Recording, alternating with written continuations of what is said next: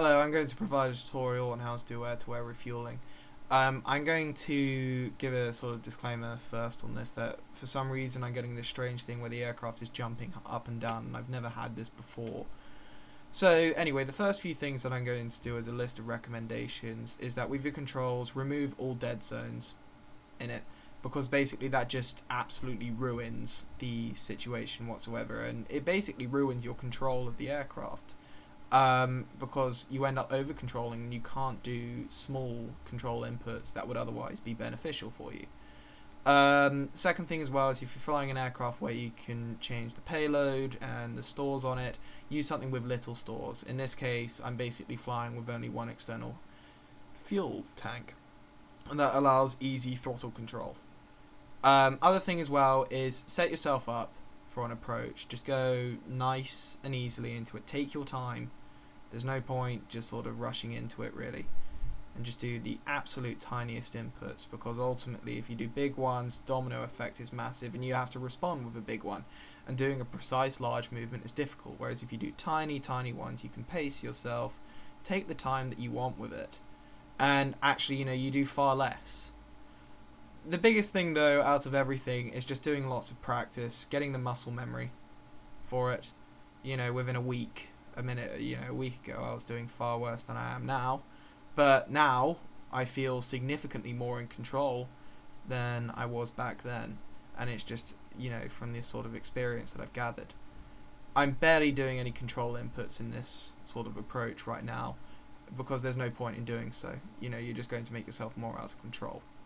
With practice as well, you become less tense about it and you tend to calm down. I wouldn't be able to talk while doing this in-flight refueling, unlike how I'm doing now. So I should be taking on fuel now, but basically because I'm dumping fuel, it's kind of rejecting it. It's just sort of practice. Now, the aircraft's going to swerve around. I can't deny I'm not the best at this, but it's something. The other sort of technique that you got to do is you got to preempt your speed, whether you're going slower or faster than the aircraft that you're trying to get to. And if you can sense the fact that you're going to soon slow down, push the throttle forward before it happens. Okay, the speed brake, I didn't mean to put that on. Right, so I'm going to push the dump off again so I can actually take fuel. Level off, slow down, and line myself up for a sort of another approach with this. Now, I don't know whether there's an official technique to this, but if I had to give a conclusion more than anything else, it's practice. Practice every single time. Practice takes priority in terms of learning. Now, the parameters actually for in-flight refueling, at least with this aircraft, is huge. I'm taking on fuel now, and I'm nowhere close.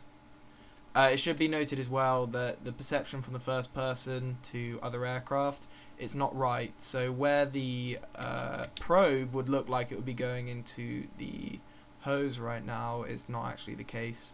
If I went into the external view, which I won't because I don't want to screw up my control, it's kind of strange really. But anyway, so here I am just sitting again.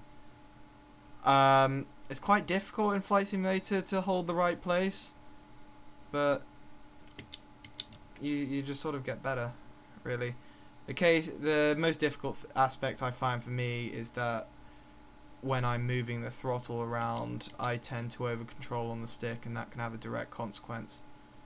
But compared to all the other air refueling tutorial videos, to be arrogant, this tends to be far more in control versus them, while the Superhornet is an incredibly stable aircraft.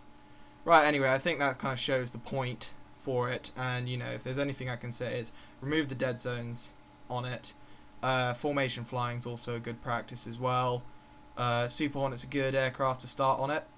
Don't use the autopilot to help you with. I've seen people say it, but that's just weak. It's not actually legitimate practice either. And then on top of that, I'd say it's just pretty good in general, and it's a good practice to get into pretty much all of my flights that I'll do on the flight simulator. I'll do some air refueling to keep it current. If you stop doing it, then you just lose the skill with it. Anything else to say? Yeah, it's just mainly practice. Practice is the biggest thing. Alright, thank you. Hope you enjoyed this video. Bye.